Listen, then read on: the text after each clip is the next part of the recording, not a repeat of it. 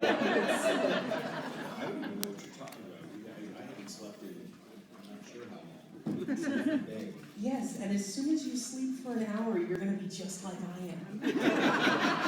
Stay awake forever, they need one coherent offer.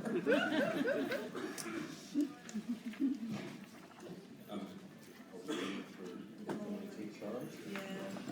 Oh. Okay, well, let's go ahead and get started. I suppose. I guess I'm in charge. Which should be. All right. Hello, everyone. What's the title of the panel? Things we learned from Terry Pratchett. Okay, well, that might be fair. I might actually be able to contribute something along the way in that case. I think we should probably begin with introductions. So we'll start down here on the left and go. I'm Farah Mendlesohn. I'm a professor of literary history, which I suppose means I'm the nearest thing to a wizard on this panel. And along with Edward, who's sitting over there, I edited Guilty of Literature a very long time ago now, which was the first book on Terry Pratchett. I'm also I specialise in religious history. Jessica Yates, long-term member of the Tolkien Society, became a Terry Pratchett fan nearly 20 years ago. I've attended several Discworld conventions. I'll show this afterwards if anyone wants to look at it. I really, if a moment on the panel, I can talk about some of the stunts and practical jokes that we had at the conventions, but we're having some more serious literary discussion first. I have, actually, I gave a few lectures on Terry Pratchett at the convention. That's enough about me. Okay. My name is Jim Butcher. I'm an author. I have read some Terry Pratchett books. That's my qualification for reading it. I'm Edward James. I'm an ex-wizard. And if Farah's a wizard because she's professor of literary history, I'm an ex-wizard because I'm a retired professor of history. I was a co-editor of the book Terry Pratchett, Guilty of Literature, and I first got to know Terry in 1964, which possibly makes me the person who's known him longest. And I've read all the books, except for the last one. I'm Seanan McGuire, and I can see through time right now. Like, seriously, I'm so jet-lagged. Everything is lizards.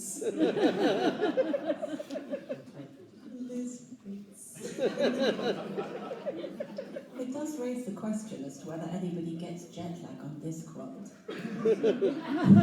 Do they have time zones? I mean, we know that the light hits different parts of the disk at a different speed, which would imply that you'd have, especially in a largely agrarian society, that's where time zones really matter. They definitely do, because I just started rereading Witches Abroad, and there's a comment there about it being morning in Genua. No, afternoon in Genua when it's morning in Lancre. Right, because light is a liquid and is very slow. So you've got to have jet lag. You just need to go from one side of the disk to the other. But if you went from XXXX to Genua, you would have jet lag. Unless you, if you do from XXX, because XXX is on the edge, isn't it? Yes. If you go to the rim, you'd be okay. So presumably, as long as you follow the rim, you don't get jet lag. But if you go, But it doesn't flow anywhere. It doesn't flow like pizza sauce. I hate to butt in, but there aren't any jet planes. then you get brain lag, And why did you teleport there? Is there something wrong with your brain lag? And peribimacular fetal lag? and in the very first book, you're quite wrong. Rincewind finds himself on a jet. He does, yes. Not on Discworld. No, he ships out of the universe. But that does presumably mean you can shift out of the universe into the first-class cabin on a Qantas Air Force, scare the hell out of the stewards, and then pop back into a different part of the jet, which is now several time zones off. But whenever this happened,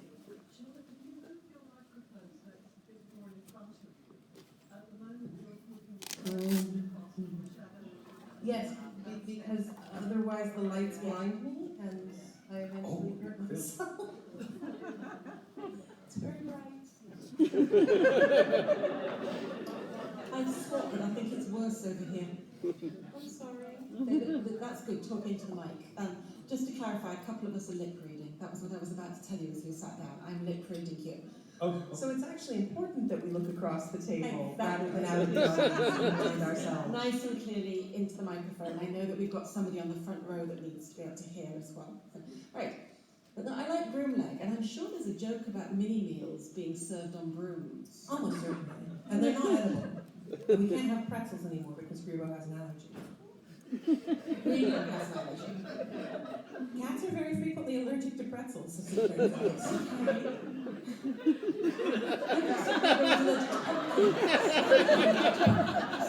Sorry, which is the board this morning.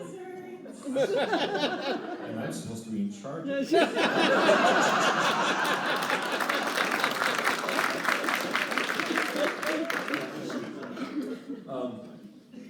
All right, well, you people aren't helping. Okay, well, good. I feel, I think my main issue is that I never got the chance to meet Sir Terry, which bugs me. Lately, I mean, my con going has been mostly professional for the past several years, and so actually one of the things I was excited about was like, I'm going to get to the UK, maybe I'll get to meet him. Because I've been planning this trip for about a year, so. But I never got to meet him, but I guess there are other people here who have. Well, I can speak as a fan, maybe, to start off with, because I mean, I've got lots of anecdotes to tell, but as a fan, yes, what you can learn from Terry Pratchett as an author is that he was fortunate enough to be able to make his living entirely by writing, so he didn't have a day job, so that was the great luck, honed by working very hard at making his books the best product. So he believed in going on tour and doing autograph tours, and that was not just making money, but he really wanted to meet the fans. He loved it when they came and talked about which books they liked best, and he also was interested in other interests that they have apart from his books, which you got more at the conventions than at the autographing, but I'd say he might have had, perhaps at least 2,000, maybe 5,000 names and faces in his head. So when he saw you, wherever you were, in the signing session at the convention, he knew you and your name and something about you. Well, certainly that's what I felt, but I know it wasn't just me. But for me, he got me pegged as a Tolkien fan, so with me he talked about Tolkien or maybe folk music.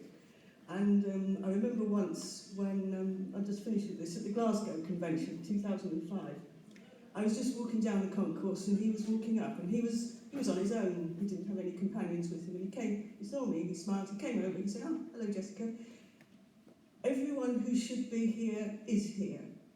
But I'm sure he didn't just say that to me, but he made me feel that I was the person he was saying it to. So he had this really personal connection with people, and it wasn't just the mercenary, but it was just this very, very nice person. Yeah. I think it partly stemmed from the fact that he started off, like so many writers, as a fan. Mm-hmm. I mean, he and I attended our first science fiction convention together, which was Eastercon 1964.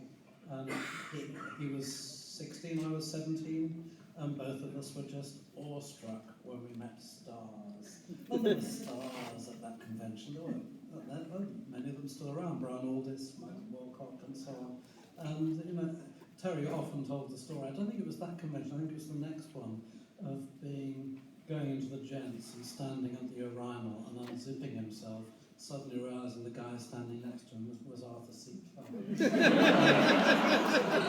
not male thing. Not wholly, it's a very male thing. But he didn't wholly, you know, he knew the awe that people had for us. And I think that's so new, and that was the point of the story. So he was able to preserve both things.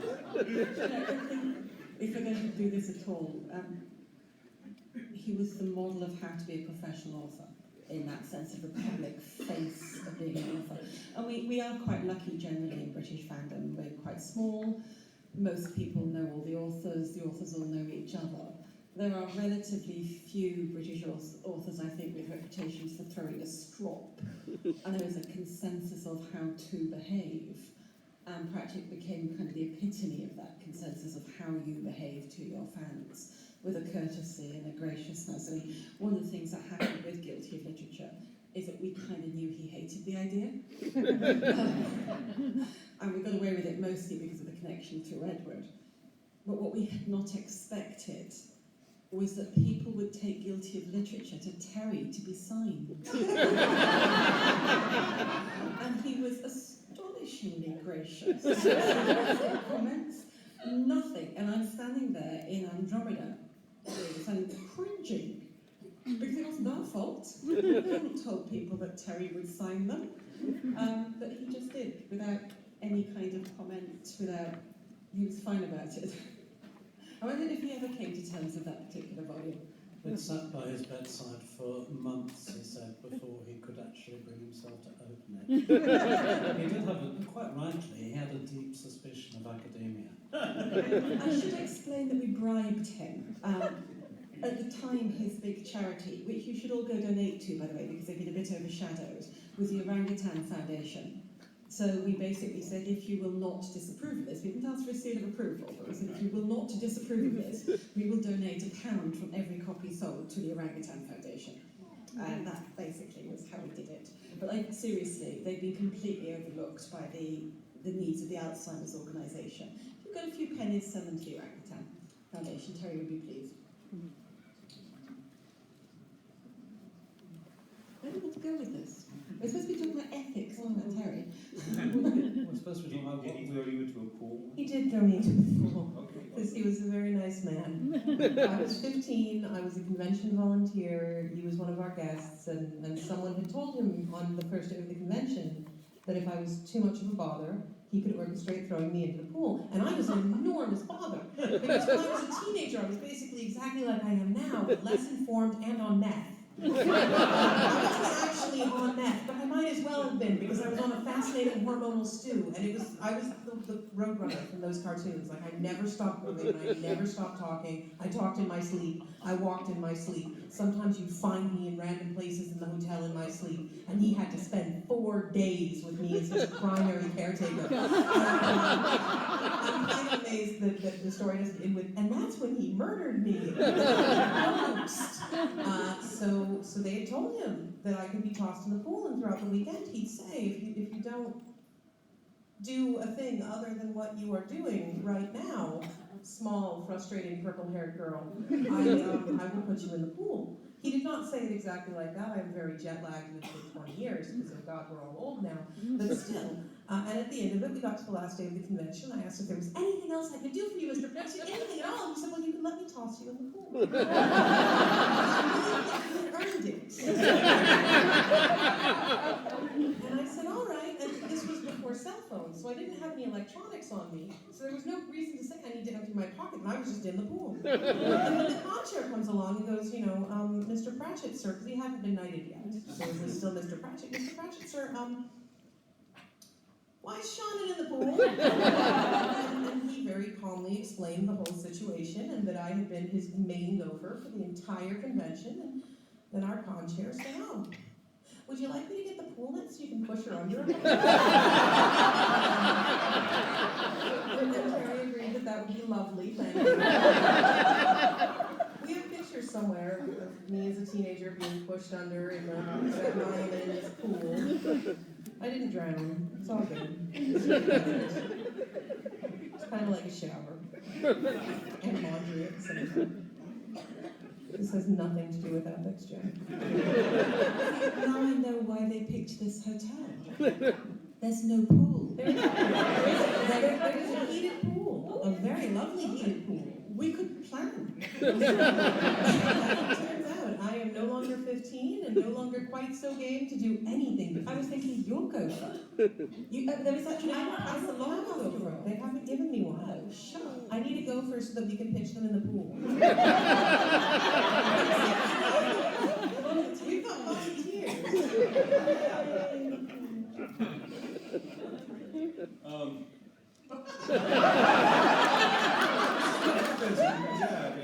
Here, moderate, Jim. What's the name of this panel? First Pratchett, first exposure to Terry. to his work? Oh, it was my first year at university. A chap called Chris Boot, who was the director of the Gilbert and Sullivan Society, which I always also joined with this strange idea I was going to be a fairy. It was Iolanthe. Lent me The Colour of Magic. I had actually been reading fantasy since I was 8 or 9 years old, so I was kind of Pratchett ready. I got all the references, but the odd thing here is that I already knew Edward because Edward was my personal tutor at York. When you arrived at 18, they gave you a personal tutor, with whom you have intended to become very close. I'm married to him. For those of you who don't know, everybody knows. But I don't think Edward actually gave me a copy because what we talked about was science fiction almost entirely. I wouldn't consider myself a fantasy fan. So Chris gave me The Colour of Magic and I was hooked, and after that I just bought them every year as they came out. But I never got involved in Pratchett fandom, which I think is simply because I tend not to be a single fandom fan. I like big general conventions. There's no other real reason. And that's it really. That's my first exposure. Fairly straightforward. I do quite a lot of research on how people get into science fiction and fantasy, and being corrupted by their peers is the commonest method. I got the first 2 copies in 1989. I think actually that means I've known over 20 years. I got the first 2 copies and I was at a small convention, I think it was a Mexicon in 1989, and while he was there, I don't think he was a guest of honour, he was just there. So I got an autograph and had a chat, and then as a children's librarian I got to know events that he would be at. So I saw him at those as well, as conventions. And I had great good luck of being invited to the launch party of Doubleday Label, which included the launch of Truckers. And I actually had words with him about Truckers, and that was the start of his children's book extravaganza, which soon went on to him winning the Carnegie Medal. Well, that was the start. And when I told all my Tolkien Society friends about him and wrote an article to encourage the Tolkien Society to get into Pratchett as well. Yeah. For me, it wasn't until sometime in the late 90s, and I had been, I was in grad school for professional writing, and my professor had informed me that she thought that reading was kind of one of those critical things to writing, which I thought was ridiculous. And I thought I knew a lot about writing when I was 25, let me tell you. So she recommended I go pick up some books that I would not normally read. And so I went and picked up this Pratchett person who was clearly writing silly fantasy. And I didn't read silly fantasy, I read serious fantasy. And so I went and picked up, after reading Martin and Glenn Cook and so on. It's like, okay, well, I'll read this silly person who's not somebody I would normally read. And I think I picked up Soul Music is my first book. And so that was it. I picked it up and reading through it, and I like all the books with death in them, anything with death in there, or vines, death and vines. So death and taxes. Yes. And the idea of taking death and turning him into a character who was essentially the champion of humanity in many ways was something that struck me, and I like, this is not something you can do, and this is not something that is silly. But it's interesting you picked that one because that's the one that broke through in the US. In the early and late 90s, when you spoke to many Americans, they'd never heard of Pratchett. And in fact, when I was at an American college in '93, the Brits and the Canadians spent all our time banging on to the Americans at the college. It was a small college, about 40 of us, how they had to read this author, and they were like, what are you talking about? He is not funny.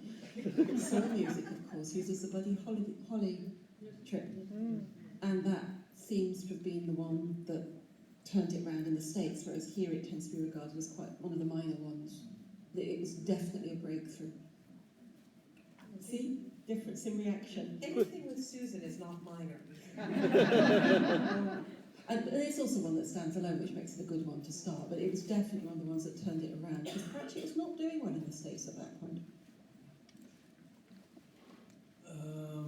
I was a subscriber in the early 60s to New Worlds and Science Fantasy, which were edited by Ted Cornell at the time.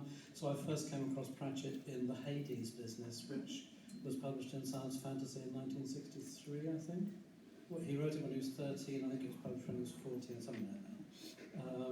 But after that, I mean, the Pratchett that I got to know and read was, I mean, when we got to know each other in 64, for several years we wrote to each other 2 or 3 times a week.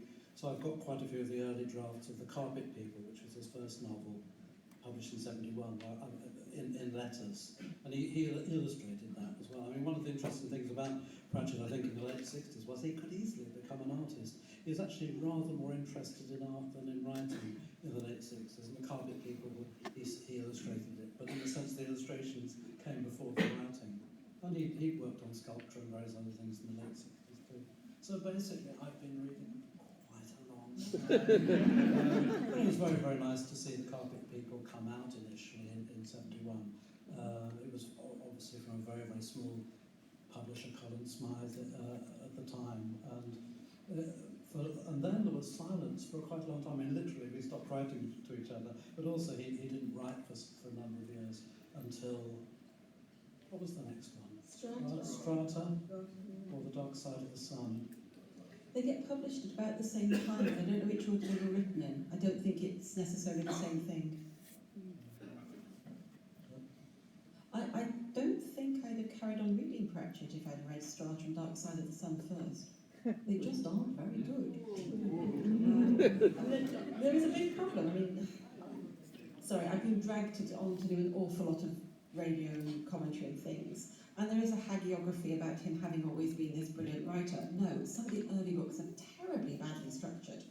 The jokes don't quite go where they need to go. The ethical thing has not been thought through. And really, it's not probably until you get to Weird Sisters that things really start to come together. That's why if someone asks you, which Pratchett should I start with, you do not tell them to start with The Colour of Magic or Light Fantastic. You tell them, I don't know, God's Guards maybe. You asked what they like. Yeah, Small Gods, God's Guards, Big Sisters. Yeah. You know, about a year after the pool tossing incident, I started dating a boy who wanted to know if I was aware that I had been thrown into a pool by Terry Pratchett. And I said, well, yes, he's a very nice British gentleman that I staffed last year. Why? Oh, well, he's an author. Really? I was 15 and getting a free con membership. That's great. What did he write? He wrote this book. It's called The Colour of Magic. I'll read that then. This is crap. Worst thing I've ever tried to form. Why did you do this to me? I know British authors can write. John Wyndham is my hero. So why would you make me do this? And that was when I broke up with that boyfriend. I think it's not that Colour of Magic is bad. It's that unless you're absolutely a big fan of Fritz Leiber, it makes no sense. Yeah, exactly. It's a parody. I went back to it once I had read more of the material it was based on, and it made perfect sense. It's lovely. But as a 16-year-old girl who thought that John Wyndham and Stephen King were where literature began and ended, it made no sense. It was just a mess. And then a couple of years later, I was on a car trip, and the person who was driving had brought along soul music. His name is Jim. And I picked it up and started reading and pretty much threatened to murder my driver if he wouldn't take me to the nearest Walden Books so that I could buy more of these. Because they're brilliant. Which is actually, to briefly loop back to what I think they thought we'd be talking about for this hour, things that writers do. I think a lot of serialist authors, and I include both myself and Jim in this list, we write in kind of a linear fashion, and since we're following one set of characters through a world, it can become very difficult to bring someone in on book 7, book 8, book 10. And there are Discworld books that I feel lose a lot of their impact. I would not hand Night Watch to someone that hadn't read all the Guards books. You could. He very consciously wrote them so that you could, but you lose impact. At the same time, you're never going to lose comprehension. And that's a thing that I think all authors should strive for, even if the majority of us can never achieve it, is he made the As You Know Bob effortless. He just worked it through. You know, as you know, the disc is flat and rests on the back of several elephants, and we don't actually care why, because that's how it is. Let's get on with the show. As writers, we all could stand to learn a lot from that method of structuring story and structuring setting, that it's the setting that endures and not the people. Well, the common reader has a lot to learn about general knowledge, as is well known. And when you've got books that are on particular cultural events, you learn a lot about those events that you didn't already know. And actually, I didn't know as much about pop and rock before reading soul music than I did afterwards. And I'll just give, well, because that's when he goes into the mainstream, and having left or stayed with science fiction fandom, he then treats the mainstream readers as yet another bigger world of fans that he can conquer.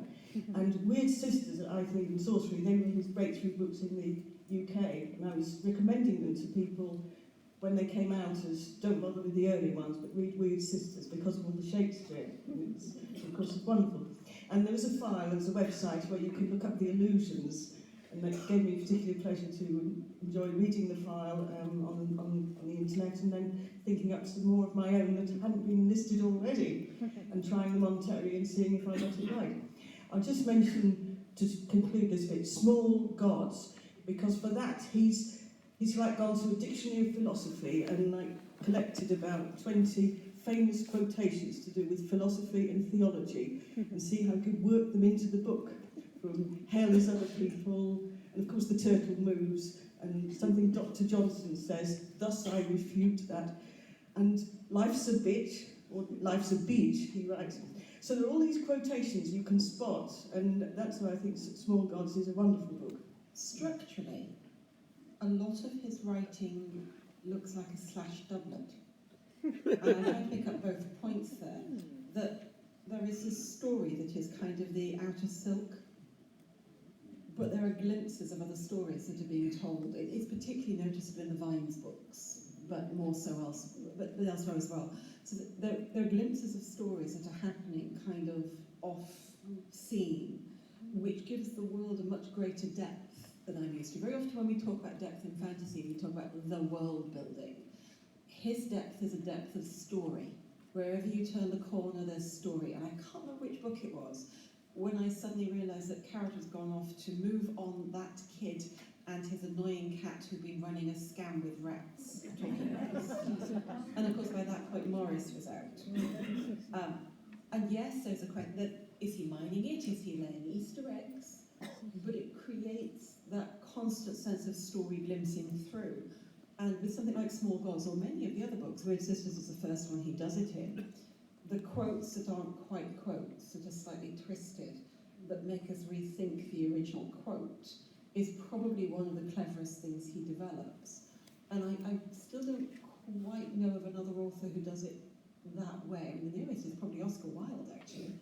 It's a very Wildean thing to be doing, where you take that thing that's not quite familiar. Or actually P.G. Woodhouse, Yeah, who's the other person? who he was extremely fond of, does it a lot, slightly misquoting things, and actually even through one of his sort of silly ass heroes is actually reminding of all sorts of layers of literature. And there's a double edge to it that Diana and Jones used to talk about, that you can get away with it because it doesn't matter if your readership recognise it when they read it, but it means that they'll recognise it when they read the original. So you're not just using what they've already read, you're using the future of what they're going to read. Well, that takes a really confident author. Well, it also takes a very light hand, though, because I've seen a lot of authors try to do what Pratchett did in, I'm going to work in other concepts, other stories, other philosophies, and about 9 times out of 10 it results in the book being chucked across the room and me never trusting that author again. If you write a book that makes me feel stupid because I don't already get all of these references, I don't trust you anymore. You have talked down to me. And he never talked down to us. You're just reminding me now that it can be very funny when one completely misses the references. I once wrote a very complex piece about a short story that Peter Straub had written, and it got quite a lot of attention and people loved it. There was just one slight problem. He based the entire story from something in the New Testament. But I'm Jewish, what do I know about it? And he was terribly clever, and he admitted my piece was terribly clever. It's just I was completely and utterly wrong. But if the work is reinterpreting, then you're not wrong. I mean, that actually brings us back to Pratchett, and he wrote so much about the evolution of story, Yes. and how who is the good guy and who is the bad guy spins on where you're standing. Well, whether what I've just said is a clever allusion, something completely original, or a reference to a thing I've never even heard of, is all determined by the reader, by the listener, not by my intent. His concept of narratability and that humans are narratable has actually entered fantasy criticism, which you probably hate, he is now a critic. It's not wholly Pratchett. There's obviously some of that from structuralism, from somebody like Bettelheim, from somebody like Prop. But Pratchett very definitely took it that stage further. And that whole concept of Pandorans as a storytelling ape is something that has actually become a thing in the way we write about solipsism in literary theory now. The part of what we're talking about is in what way this experience is narratable, that it becomes something you make story of. And it's particularly useful when you're working with creative non-fiction with students. They get it straight away. That was a very perceptive thing he came up with. And it's partially why I'm rereading Witches Abroad, because it's the piece in which it's strongest in. Having a clear, strong, defined statement to make about a function of human nature can make that function of human nature easier to understand. The Vine's theory of economics has really helped in explaining to people why it costs so much for my incredibly poor living out of trailer parks family to remain in our trailer parks. We spend more money on a year of living than someone who was lucky enough to inherit their grandparents' house does. Unless their roof springs a leak, you always have emergencies, but just a normal median year, it costs more to be poor. And that's a thing I could never explain to the students at the school where I was a scholarship kid, because they were all very wealthy, and they didn't get why it was a problem for me to have all of these lab fees and school fees, and well, we're here, but we're not here on equal footing. He made things comprehensible to people who had experience. Theory. Yes. I thought it was fascinating, and also the theory about how people stay poor through pride. Yes. Hockville Lane. You make sure that your floors are clean enough to eat off, even when you have nothing to eat.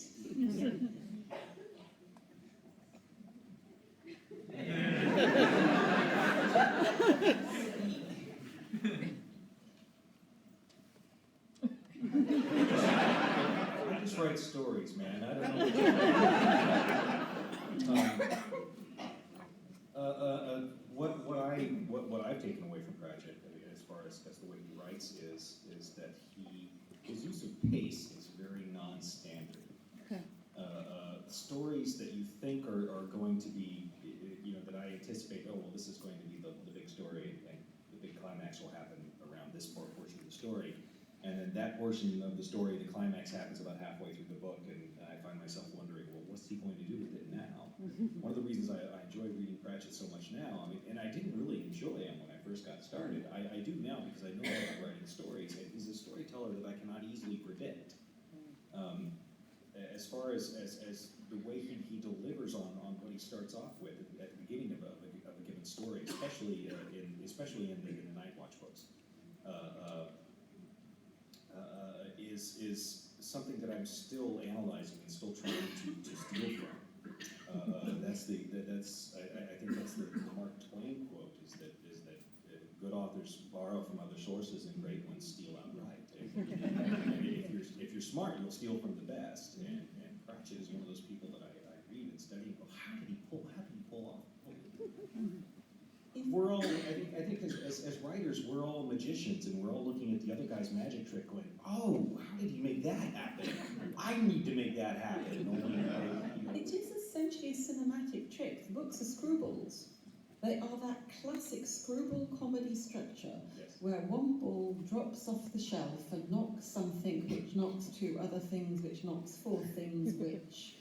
so that the stories kick out, which is actually very common in science fiction, but not so common as a structure in fantasy. Now what's interesting is that because they're screwballs, Pratchett pulled off one other thing I've never seen an author pull off, which is that most people in a very long series, one, we don't get our first 3 books completely forgiven by the reading audience. Like, oh, that doesn't count.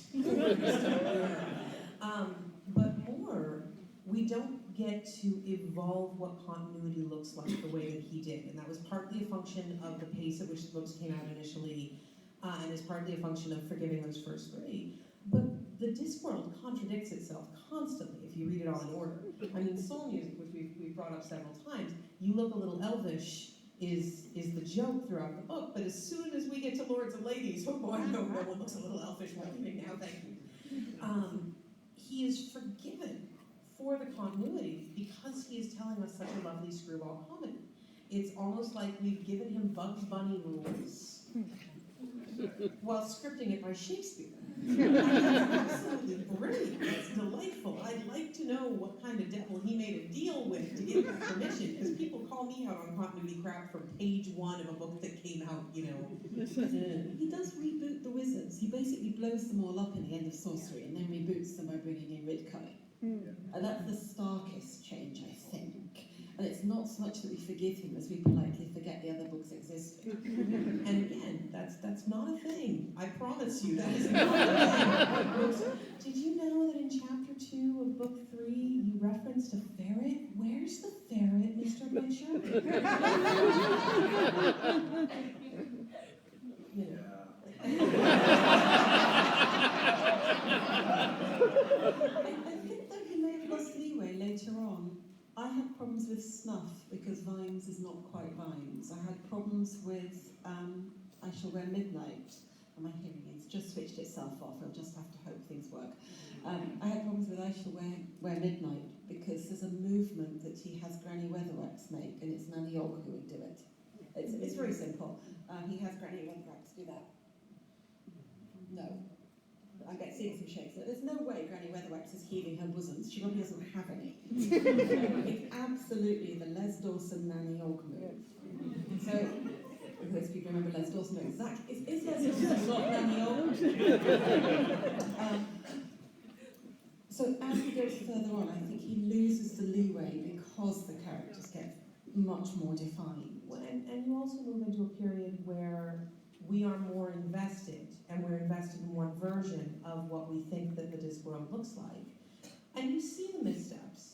I honestly believe that in the first draft of Parjugulum, if we could get hold of the first draft, we would find that Granny Weatherwax died. I really do not believe she survived that book. And so everything she did post Parjugulum, for me, was this is a ghost. She did not survive that book. It does not make sense. And he'd always been so committed to making sense before. But we still forgive the beginning. We forgive it completely. And Tiffany Aching is a little too transparently Granny Weatherwax as a child. A little. But I'll forgive it to give me that book that I can hand to my 13-year-old niece. You know, that was sort of what made it matter for me. Was here you go, Teddy. Oh, I love the first 3. I think they're wonderful. He was definitely influenced by his fans the other way. I mean, killing off Granny Weatherwax, the fans could not have borne it. But he then sort of demoted her and moved her sideways to be a very minor character in the Tiffany books. And Vimes, I think, becomes ever more, well, nicer, but sort of him, a kind of sort of wish fulfillment version of him. If he'd been in the Discworld, he might have been Vimes. And Vetinari becomes much nicer, or a much more moral person than he thought he was right at the beginning. And that's fine, because one of his fans is an avatar of Vetinari, dresses up as Vetinari, and is accepted as such in the fan world. And he was present at the town twinning of Wincanton and Montfort, where he did speak in the role of Vetinari. That's one thing you do get a lot in the conventions. Of course, we've also got a Granny Weatherwax at the conventions. She has a costume. She portrayed Granny in one of the plays. So we've got a lot of role play, costume play going on. Then that may be an ethical lesson that we can take away from Pratchett's writing of doing it wrong. You don't betray your world to avoid disappointing your fans. That will disappoint your fans much more in the long run. You know, the people who know the avatar of Granny Weatherwax, the people for whom that is a real breathing person, might have been very upset, would probably have been very upset. But by that point, the books belonged to the world and to the future, not just to one small group of people in one small moment in time. Well, you've got the final Tiffany Aching book to come, so we don't know what's going to happen to any of the characters. See, there are problems, and I will say this aloud. I hated Raising Steam. First of all, it's a synopsis, it's not a novel. But there was something else I spotted that ties in with what you're saying. There's a repeated use of the word hygiene throughout the book. I don't know if anybody else noticed. It crops up a lot, cleaning up the city, making the trains hygienic, etc., etc. And as the book went on, I realised there was a character missing. Because this is clearly a book where they're bringing everybody on stage, and I'm saying very advisedly, okay? The character missing is Rosie Palm. Now, the entire joke running through this book is that everybody wants to have a franchise on the trains, yes? You just know Mrs. Palmer and the girls want that leisure franchise. Absolutely. But we have that word hygiene and cleaning up the city, and Mrs. Palm is never mentioned. And for me, for all my other issues, that for me was a real betrayal. I wonder how many complaints there were after the Tiffany Aching books tied the Discworld into the YA audience from parents. Now, when I was a kid, I'm talking about being 15 and thinking Stephen King was the greatest author in the earth. That's because I started reading Stephen King when I was 9. And when I was 9, if there was a book that had a lot of sex or a lot of reliance on adult relationships, I just didn't notice. I think that the first time I read, the Dead Zone, the one with John Smith and the bullet in the head and all of that, it was about 20 pages long because the rest of it made no sense, and so I skipped it. Kids are much more resilient than parents give them credit for. But my mom picked up a copy of one of my Stephen King books and was horrified because the word sex was on the page. I didn't tell her about the Clive Barker books on the next shelf. She was much more horrified. So I do have to wonder, I think you're right, because I noticed that too, and I have to wonder how many complaints came in from parents of kids who started reading the YA books, moved on to the main Discworld books, and then said, Mom, why is Rosie Palm a funny name? Which is another way that you can betray your audience. But I'm willing to be a little forgiving there. It's actually a genuine issue for an author when their audience changes. I'm doing a reread of Heinlein, and I've just started on Farnham's Freehold, which does require a nose clip. But I've realised that one of the things he's done in the first chapter is almost certainly a consequence of the previous book being a breakout book. Because there's a shift in the way he writes a particular relationship that's quite dramatic. Because, of course, beforehand, he's writing for this closed science fiction audience, and afterwards, he's not. And I do wonder if the same is true for some of the later Pratchett books. Yeah, absolutely. It's no longer a joke. The very controlled audience. The very latest Pratchett books, I'm also willing to give a bit of a pass. Yeah. You can see the language devolving in the last couple of books, and that I sat down and cried when I finished reading Raising Steam, because it was very obvious at that point, as someone who was in America and was not seeing Sir Terry and was not on the ground with this, that's the point at which I went, oh God, someone I respect is leaving and is already out the door. So while I will look at Raising Steam and agree with your criticism, and I think that influenced it, there may also just have been he forgot and no one told him to put it back in because of that criticism. Oh, I'm just not convinced he wrote it.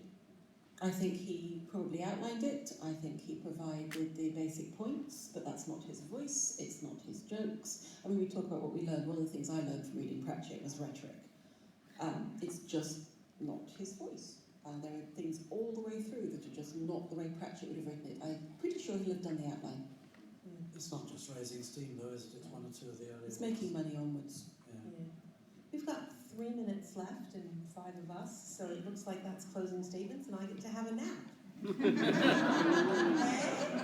I'd like to say, for the world of science fiction and fantasy, after the initial shock and grief, I felt a tremendous sense of pride because of the way his passing was covered in the national press and the media. It was the first item on the news, same day, the day programme, masses and masses of obituaries, and then following the obituaries on the websites, comments, not just from fans. In fact, most of the comments on the websites are from, well, mundane, ordinary people who aren't in the world of fandom and who just collected his books.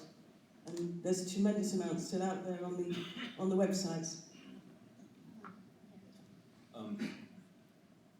Sir Terry wrote with tremendous heart, tremendous emotion in his characters.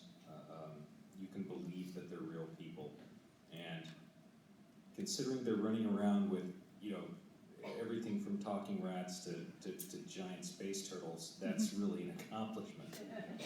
That you can believe in the reality of that these people are genuine, that they are true to the human experience in many ways. I mean, just a very minor closing thought. I just wonder how long Pratchett is going to last, how long he will be read. I suspect, like P.G. Wodehouse, this huge hero in the sort of area of comic writing, he may last for several more generations. But I don't know. They're going to be difficult. Future generations are going to find some of them difficult to understand, actually, without, footnotes and annotations, all the sort of things academics are going to give them in the next 30, 40 years. But I hope it lasts, and I think it probably will. Because fantasy doesn't date as much as realistic books, does it? Realistic mainstream. But a lot of Pratchett's humour is in commenting on contemporary events and contemporary ideas, and they're no longer contemporary, even when he was the books from the 80s. So the text will be on the left side, on the right side will be the... You've got to keep up with that. We have to stop. We have time for final comments. I think mine is that he's one of two authors that taught me that you could actually use literature to criticise literature. And it's something I now teach my PhD students, that they don't have to go looking for a literary critic who has said something. They can look for a writer who has written something to comment on another piece of writing, and that can often be far more perceptive and far more illuminating. Seanan and Terry Pratchett. Good night, everybody.